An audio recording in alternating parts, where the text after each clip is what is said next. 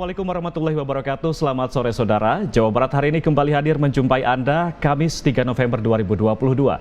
Sejumlah informasi telah kami siapkan untuk Anda. Di antaranya 121 warga di Kabupaten Garut mendapatkan bantuan set-top box gratis.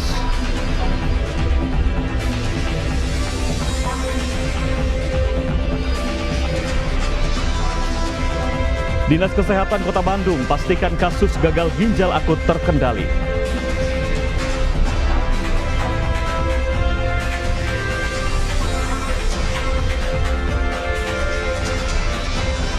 Kedatangan Rohibah PRT yang mendapat kekerasan dari majikannya disambut isak tangis warga di Garut.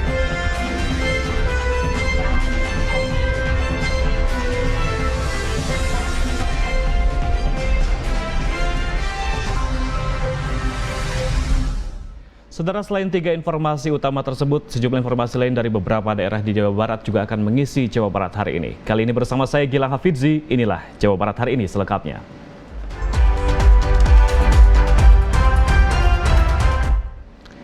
Kita awali berita pertama. Guna mendukung migrasi siaran televisi analog ke digital, sebanyak 121.000 warga Kabupaten Tasikmalaya mendapatkan bantuan alat set-top box dari pemerintah.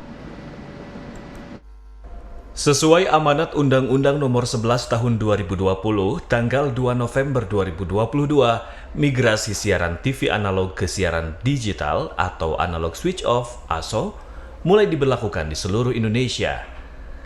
Guna mendukung program analog switch off tersebut, pemerintah melalui Kementerian Dalam Negeri menyalurkan bantuan perangkat siaran TV digital atau set-top box (STB) bagi masyarakat miskin atau kurang mampu.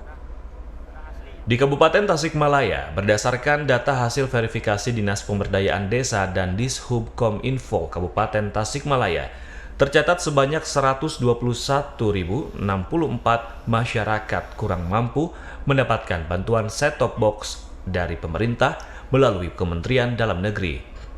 Penerima bantuan STB ini di Kabupaten Tasik berjumlah 121.064 dan itu merupakan hasil verifikasi yang dilakukan oleh Dinas Pemberdayaan Masyarakat Desa Kabupaten Tasikmalaya, ya, tentunya bekerja sama dengan kita di Subkominfo, dibantu juga oleh rekan-rekan kepala desa di lapangan. Pengadaan dan pendistribusian STB untuk rumah tangga miskin dilakukan secara bertahap oleh pemerintah dan penyelenggara multiplexing atau operator siaran TV digital sebagai upaya mendukung migrasi TV analog ke TV digital di tahun 2022. Demikian dilaporkan Yudi Irawan, TVRI Jawa Barat. Saudara, migrasi TV analog ke TV digital ternyata membawa dampak positif bagi anak-anak yang biasanya bermain gawai kini beralih ke TV digital yang banyak memiliki program bernilai edukasi. Peralihan TV analog ke TV digital yang mulai diberlakukan tanggal 2 November 2022 membuat sejumlah warga di Kampung Bongas, Kelurahan Sindangkasih, Kabupaten Purwakarta, Jawa Barat harus menambah perangkat televisinya dengan set-top box atau STB. Salah seorang warga Kampung Bongas, Tony Andriansyah, mengatakan, dengan migrasi dari TV analog ke TV digital, kualitas gambarnya semakin jernih. Selain itu, banyaknya program-program pilihan di televisi juga mengubah kebiasaan anak bermain gawai, kini lebih menikmati menonton TV digital dengan program bernilai edukasi. Kebetulan tadi saya beli set-top box di depan karena mengikuti program pemerintah, pertanggal 2 November harus pindah ke TV digital ya. Oh jelas, sangat jauh sekali ya. Hampir semua program TV-nya bagus-bagus, channel TV-nya bagus-bagus. Tentu anak-anak jadi betah ya di rumah nonton TV. Yang notabene anak saya sendiri biasanya HP aja, sekarang malah kembali lagi ke TV digital, nonton di TV digital karena gambarnya lebih bagus gitu. Tony Andriansyah berharap dengan diberlakukannya migrasi TV analog ke TV digital supaya ditunjang juga dengan teknologi yang lebih canggih. Demikian dilaporkan Alex Supriyadi, TVRI Jawa Barat. Beralih ke informasi lain, saudara, kasus gagal ginjal akut di Kota Bandung diklaim telah terkendali. Hingga data kemarin, Dinas Kesehatan Kota Bandung tidak lagi mendapati adanya kasus baru dari penyakit tersebut. Dinas Kesehatan Kota Bandung mengklaim bahwa kasus gagal ginjal akut di Kota Bandung relatif telah terkendali. Hingga kemarin Dinkes Kota Bandung tidak menerima laporan adanya kasus baru terkait penyakit yang umum diderita anak-anak usia balita hingga 18 tahun tersebut. Kabid Pencegahan dan Pengendalian Penyakit Dinas Kesehatan Kota Bandung, Ira Dewi Jani, menjelaskan bahwa berdasarkan laporan awal disebutkan bahwa terdapat 13 pasien anak yang didiagnosa mengalami gagal ginjal akut. Para pasien dirawat di 2 rumah sakit berbeda di Kota Bandung, yakni 12 pasien di Rumah Sakit Hasan Sadikin dan 1 pasien lainnya di Rumah Sakit Hermina. Kota Bandung sampai dengan hari ini masih seperti data yang disampaikan kemarin. Kita mendapatkan laporan itu ada 12 dari RSHS, 1 dari Hermina. Tapi yang betul diagnosanya apaki, kemudian yang domisilinya di Bahamani, itu 1. Meski demikian, Dinas Kesehatan Kota Bandung tetap menghimbau masyarakat untuk tetap waspada dan berhati-hati. Bentuk kewaspadaan dapat dilakukan dengan melakukan sejumlah langkah, diantaranya mengecek kondisi kemasan pada obat sirop sebelum dikonsumsi oleh anak. Demikian dilaporkan Arif Budi, TVRI Jawa Barat. Saudara, kami akan kembali dengan informasi lainnya usai jeda, diantaranya. Kedelai mahal, harga tempe naik berimbas sepinya pembeli. Tetaplah bersama kami di Jawa Barat hari ini.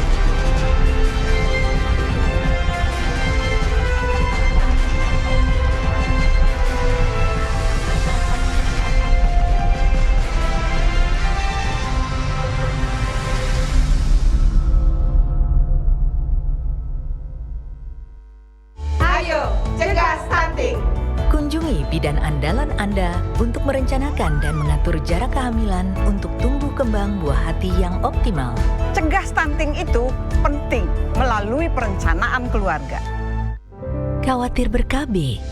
Tunda kehamilan dan raih cita-cita dengan Andalan FA. Andalan laktasi untuk ibu menyusui. Ber-KB itu mudah. Andalan pilihan perempuan Indonesia.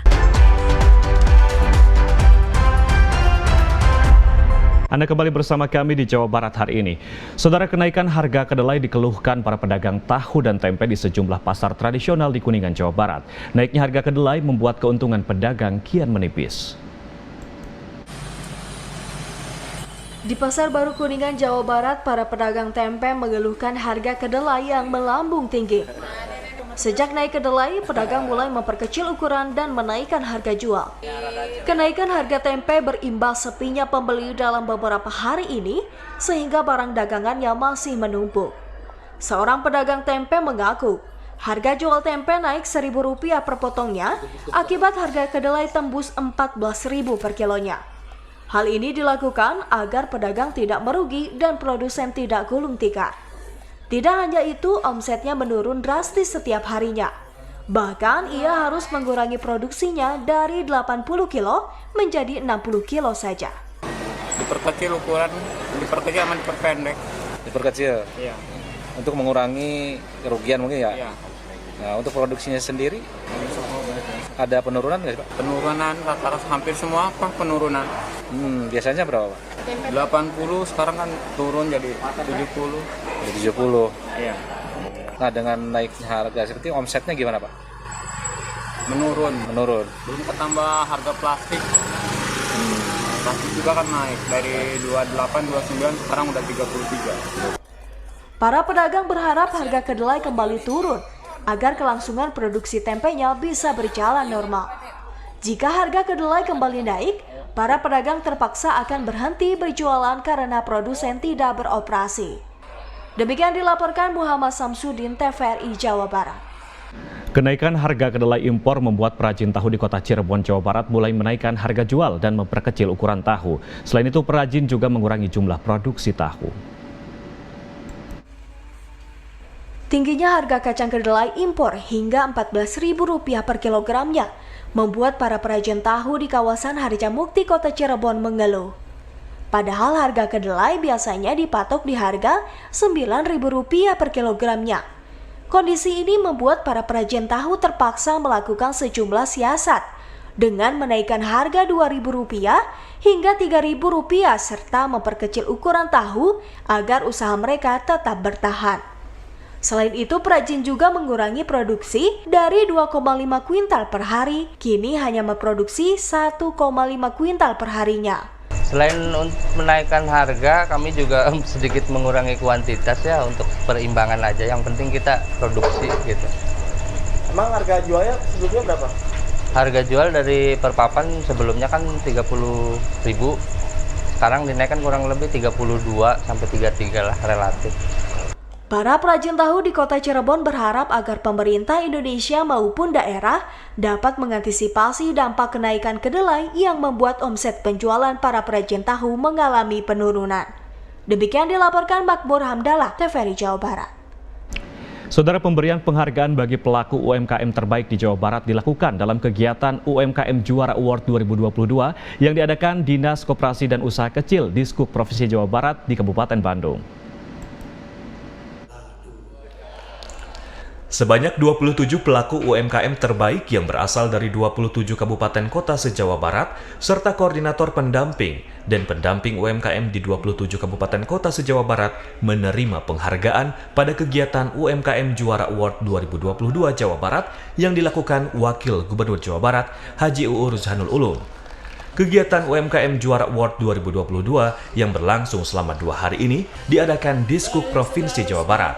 Kepala Dishub Jabar, Kusman Hartaji mengatakan, melalui UMKM Juara Award 2022 dimaksudkan agar pelaku UMKM dalam program pendampingan mengalami penguatan diri, manajemen usaha UMKM untuk bisa naik kelas serta pemanfaatan teknologi dalam berbisnis.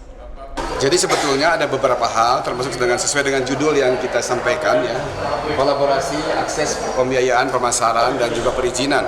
Bagaimana UMKM kita betul-betul dapat go digital, terus juga secara legalitas punya itu, terus juga akses pemasaran juga meningkat. Sementara itu, Wakil Gubernur Jawa Barat Haji UU Ruzhanul Ulum mengatakan, kegiatan UMKM Juara Award 2022 merupakan bentuk apresiasi Pemda Jawa Barat bagi para pelaku UMKM.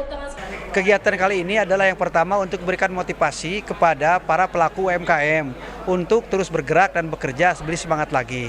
Yang kedua, sebagai evaluasi, apakah mereka dapat penghargaan atau enggak dari pemerintah. Kalau yang ada dapat, itu harus ditingkatkan dan istiqomah. Kalau yang belum, harus ditingkatkan.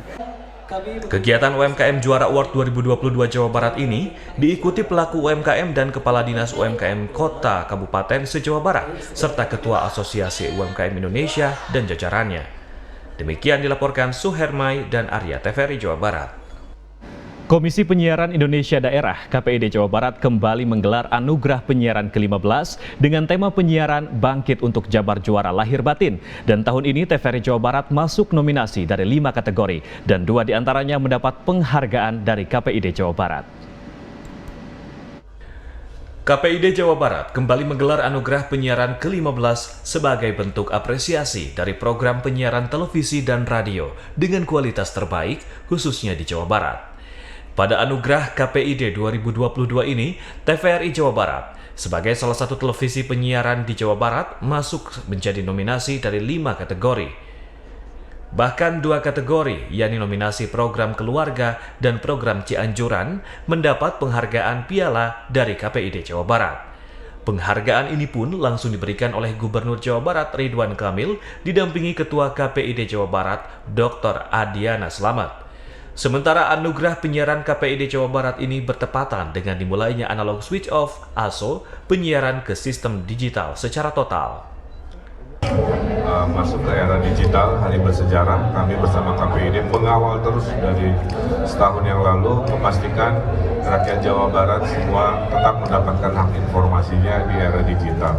Kabari dari media, ya kalau ditemukan ada orang di kampung, di desa di mana tiba-tiba nggak bisa nonton TV karena tidak hafal, negara harus hadir dan kami akan memberikan dukungan bantuan. Bagi kami ini merupakan sebuah apresiasi yang luar biasa, sehingga dengan apresiasi ini minimal bisa menjadi motivasi untuk kerabat kerja lebih motivasi lagi, lebih semangat lagi di dalam memberikan paket-paket atau program-program dalam layar kaca TV Jawa Barat.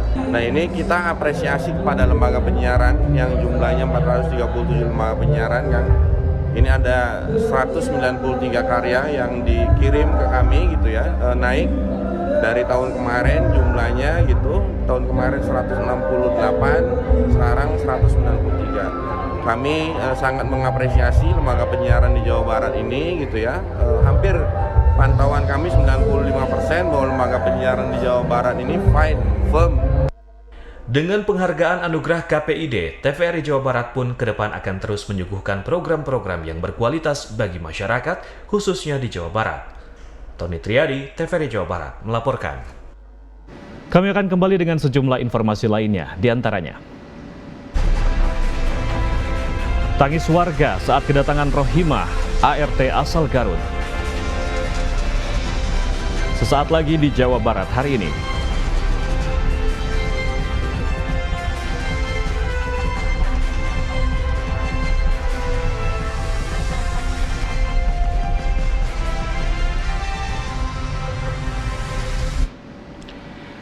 Saudara, kita lanjutkan informasi di Jawa Barat hari ini. Rohimah, asisten rumah tangga yang menjadi korban penganiayaan majikannya di Bandung Barat, pulang ke kampung halamannya di Desa Panerengan, Limbangan, Garut, Jawa Barat. Tangis warga dan keluarga pun pecah saat melihat kondisi Rohimah pertama kali turun dari mobil ambulans. Mengetahui Rohimah, asisten rumah tangga yang menjadi korban penganiayaan, akan pulang ke rumahnya di Kampung Pangerenan, Limbangan, Garut, Jawa Barat. Warga bersama keluarga berkumpul menunggu kedatangan Rohimah yang sebelumnya mendapat perawatan di rumah sakit di daerah Bandung. Tangisan warga dan keluarga pun pecah saat melihat kondisi Rohimah pertama kali turun dari mobil ambulan. Rohimah pun terpaksa harus menggunakan roda untuk menuju rumahnya lantaran tidak mampu berjalan. Kondisi wajah yang sebelumnya lebam masih membekas sama seperti saat dirinya ditolong warga dari rumah majikannya. Menurut kuasa hukum korban mengatakan, Rohimah diperbolehkan pulang oleh pihak rumah sakit lantaran kondisinya dinyatakan mulai membaik.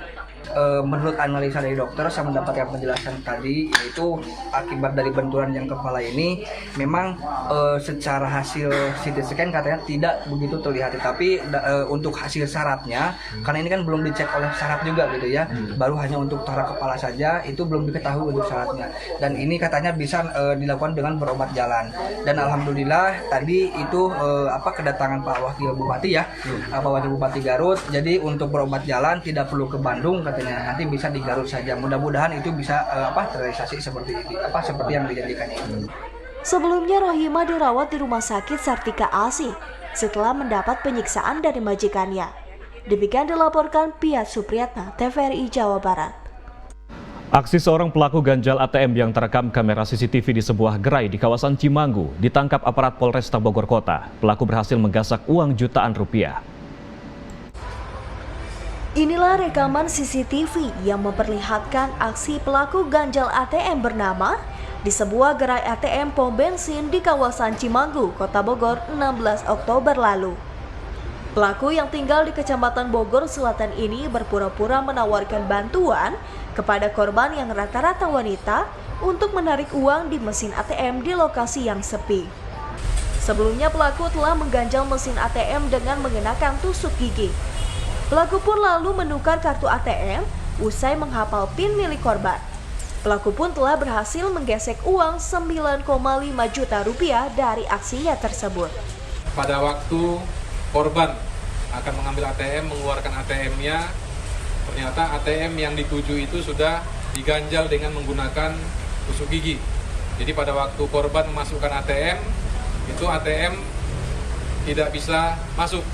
Kemudian setelah dihafalkan nomor ATM korban, tersangka ini kemudian pergi dengan membawa ATM asli milik korban, kemudian mengambil uang dalam ATM tersebut menggunakan PIN yang sudah dihafalkan. Dari tangan tersangka, petugas mengamankan sejumlah kartu ATM dari berbagai bank, alat tusuk gigi hingga kamera CCTV sebagai barang bukti. Tersangka pun dijerat 2 pasal sekaligus, yakni tentang penipuan dan pencurian tentang ancaman 4-5 tahun penjara. Demikian dilaporkan Andi Firmansyah, TVRI Jawa Barat. 4 komplotan pencuri sarang burung walet di Majalengka diringkus petugas. Pelaku ditangkap petugas dengan bantuan warga. Aksi pencurian sarang burung walet digagalkan warga. Keempat pelaku berhasil diringkus polisi dan warga Blok D, Dukuh Bintung Timur, Desa Pangadon, Kecamatan Kadipaten Majalengka, Jawa Barat. Keempat pelaku merupakan warga Ciborelang Jatiwangi dan warga Lewi Seeng, Penyingkiran Majalengka. Dan satu pelaku belum diketahui identitasnya. Terungkapnya pelaku aksi pencurian bermula ketika pedagang di sekitaran sarang burung walet curiga dengan gerak-gerik salah satu pelaku yang sebelumnya pelaku sempat menanyakan keberadaan pemilik sarang burung walet. Dari kecurigaan itu, warga melihat pintu sarang burung walet sudah terbuka. Kedua pelaku sudah membobol 2 pintu sarang burung walet dan saat dilakukan penggerebekan keempatnya tidak berkutik. Melihat adanya kejanggalan di pintu karena pintu ada kerusakan, kemudian ada 2 motor di situ, kemudian dilakukan kegiatan penangkapan oleh warga sekitar dan melapor. Kita akan melihat kronologis penangkapannya. Mudah-mudahan ini merupakan bentuk apresiasi dari warga kepada pihak kepolisian dalam rangka menjalin kerjasama peningkatan keamanan. Kami sangat mengapresiasi tentunya atas partisipasi dan upaya yang dilakukan oleh warga. Alhamdulillah kegiatan ini berjalan dengan kondusif. Pelaku dan barang bukti 2 unit sepeda motor, handphone, linggis, gergaji langsung diamankan di Mapolsek Kadipaten. Demikian dilaporkan Edwarus Pendi, TVRI Jawa Barat. Innalillahi wa inna ilaihi raji'un telah berpulang ke rahmatullah pensiunan pegawai bidang pemberitaan TVRI Jawa Barat Herman Bahtiar pada hari Kamis tanggal 3 November 2022 di usia 67 tahun.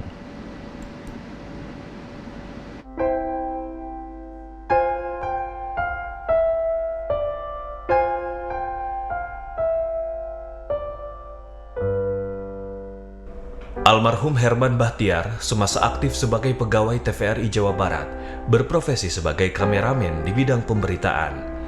Beliau terlibat dalam berbagai peliputan, bukan hanya di skala lokal, akan tetapi juga di multi-event nasional, bahkan internasional. Almarhum dikenal sebagai sosok yang humoris dan ulet dalam bekerja.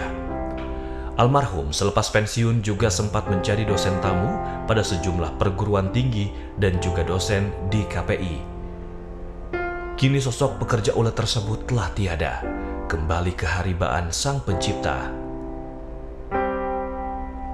Namun kiprah dan jasanya akan terus dikenang sepanjang masa.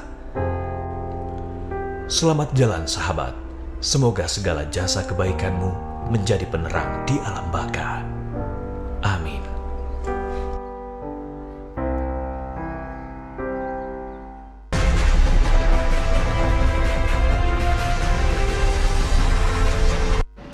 Beralih ke informasi olahraga, saudara, medali emas pertama Pekan Olahraga Provinsi Porprov 14 Jawa Barat 2022 diraih Kabupaten Garut dari cabang olahraga loncat indah yang digelar di Gelanggang Renang Universitas Pendidikan Indonesia melalui Herliani Dia Sukmawati.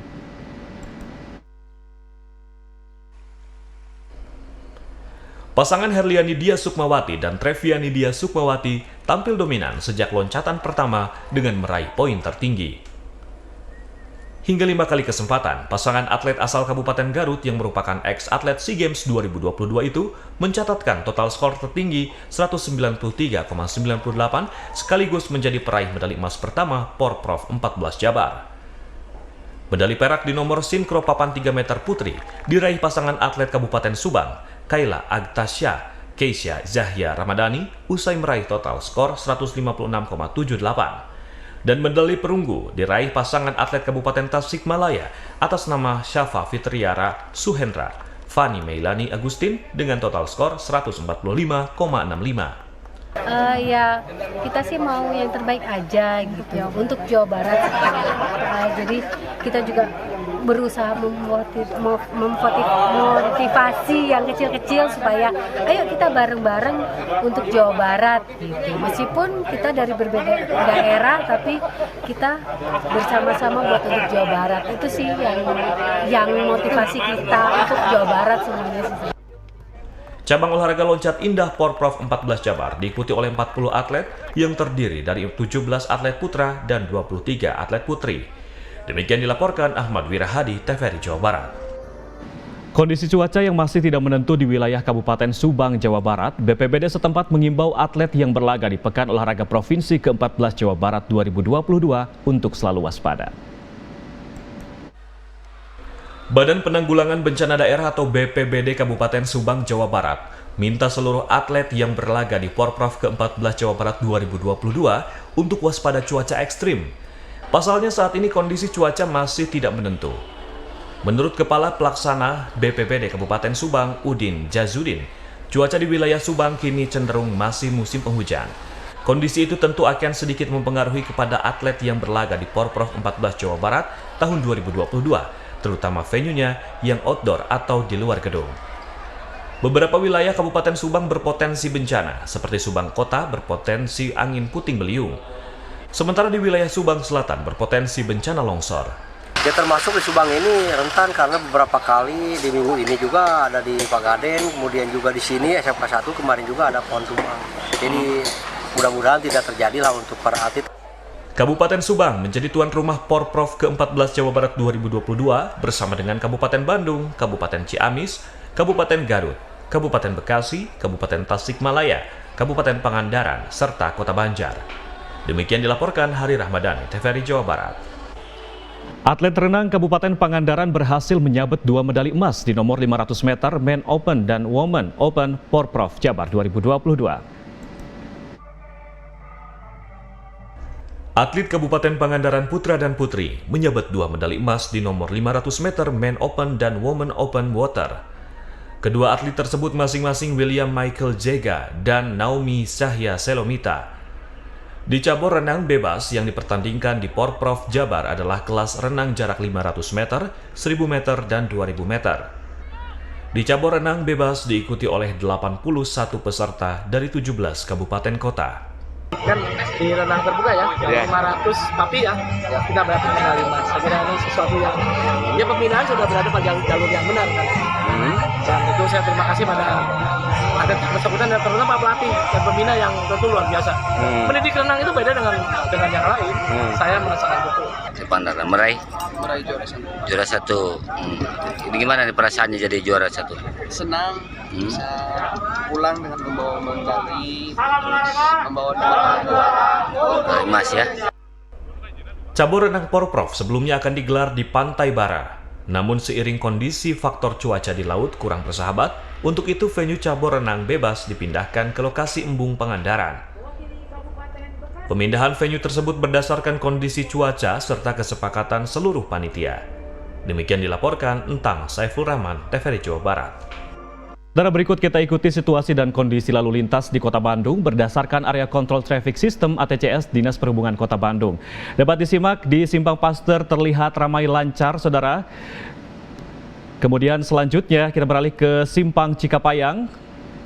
Cuaca setelah hujan juga tidak mengakibatkan kendaraan macet.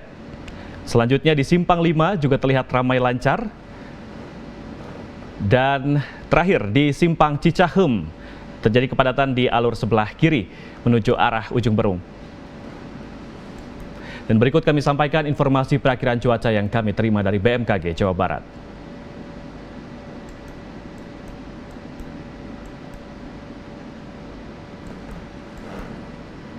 Ya, dan saudara, informasi tadi menutup perjumpaan kita kali ini. Tetap patuhi protokol kesehatan dan lakukan vaksinasi. Saya Gilang Hafizi, selamat sore, sampai jumpa. Wassalamualaikum warahmatullahi wabarakatuh.